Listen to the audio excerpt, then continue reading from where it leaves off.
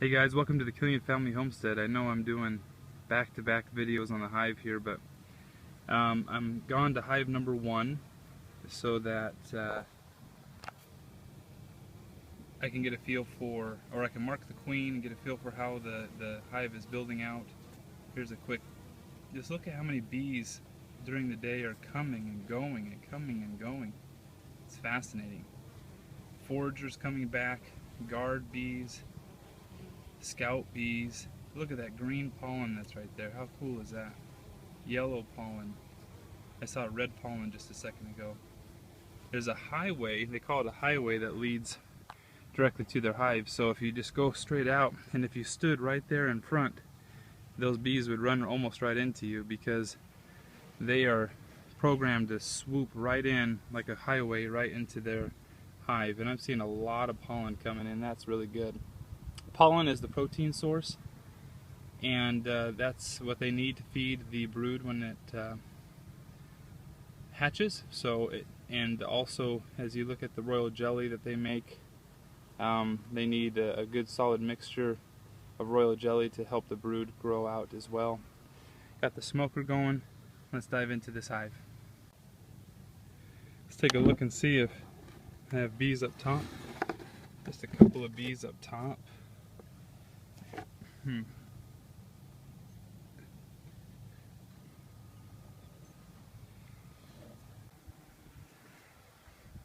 Okay guys, let me do a quick Beehive 101 lesson, but first let's see if you can spot the queen. You see the queen right there?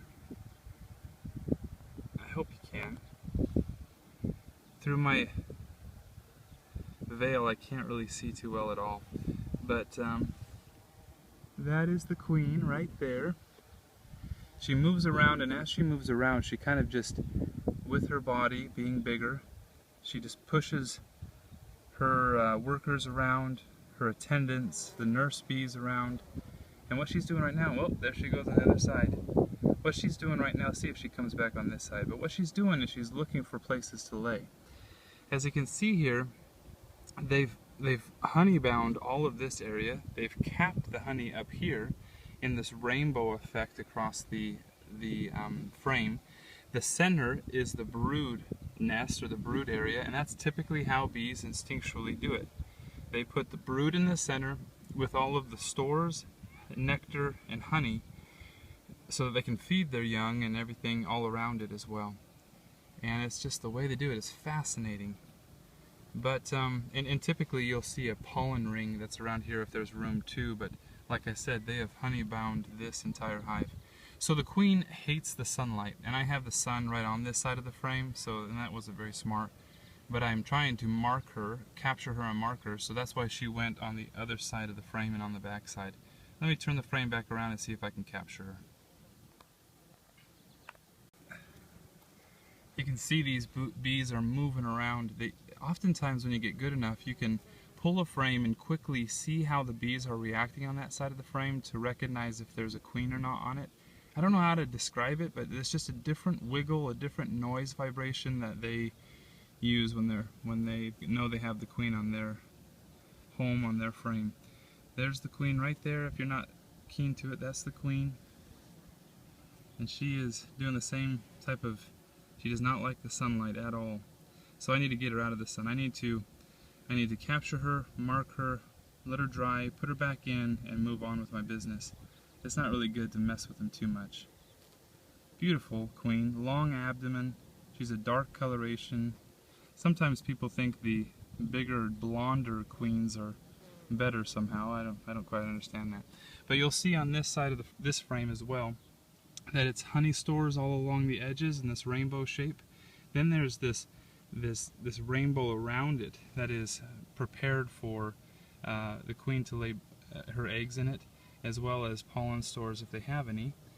Oftentimes there'll be frames on the outsides of the hive box that will have a lot of pollen in it too. It's amazing how instinctual these animals are. You're probably looking at the queen right now. I've taken my eye off her and I don't know where she went. But I've got a marker. Next time I'll turn the camera back on once I have her captured. Okay, it took a little bit longer than I thought. And these bees are getting testy, but I got her. I put her in the shade over here. She was active. She was running all over the place. And I see on YouTube where people just grab her with their fingers, but I'm just not that courageous. Got some blue paint on her back, just like the other two queens. There she is right there. She's a pretty one. I enjoy her. So she's continuing to dry, just 30 more seconds, and I'll put her in to her hive. Okay, let's let her go. This time I'm just going to open it and let her walk out for herself.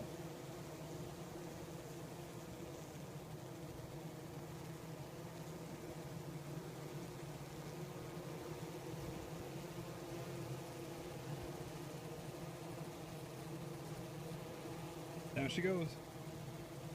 Got one little attendant bee that wants to hang on. Let go. Okay guys, thanks for watching. Hey, I wonder if I can finish off this video. It's a different day, obviously. You can probably tell by the weather, but just by placing my camera right here in front, and you can watch the bees come in.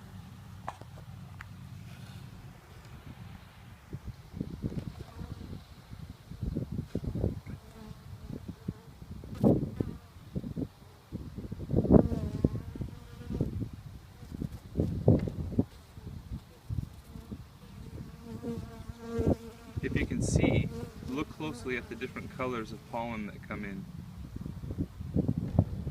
So far this past couple weeks I've seen a lot of yellows and reds. There's a couple of yellows there. They come in so fast when you're that closely zoomed in that it's probably difficult to catch them before they pop right into the hive. Some of these bees, you know, they have a difficult time getting out of those smaller holes, and I hope that the pollen is not scraping off and falling to the ground. I don't think so, but you can see it's just amazing how busy these bees are. Obviously that's where the term or the saying comes from, but in and out, just doing their job. Everyone has their role, everyone does their part. And actually, if they don't have a part, they get kicked out. It's very efficient. For instance, the drones or the males come close to the funnel. They absolutely have no purpose in the hive, and so all the female worker bees kick them out, kill them, toss them to the ground.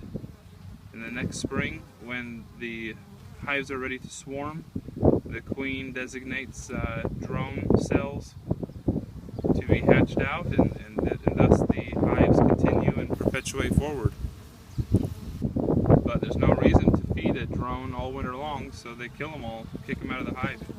There's some white pollen there. That's neat.